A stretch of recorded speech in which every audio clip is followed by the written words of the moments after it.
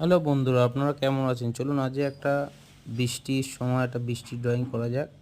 ছাতা নিয়ে একটা লোক প্রথমে গোল করে ওভাল করে তারপরে তিনটে এরকমভাবে লাইন টেনে হাত দুটো বার করছি দেখুন।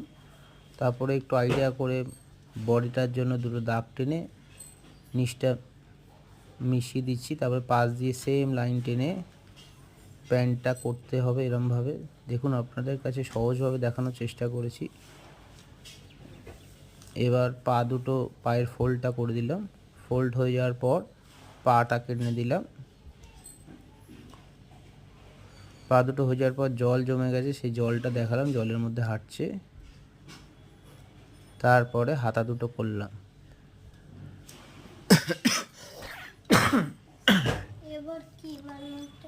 হাতা দুটো হয়ে গেছে। এবার ছাতাটা আমরা মাঝখান বরাবর একটা বল্টু করে দুধ দিয়ে টেনে নেব। Thank you very much.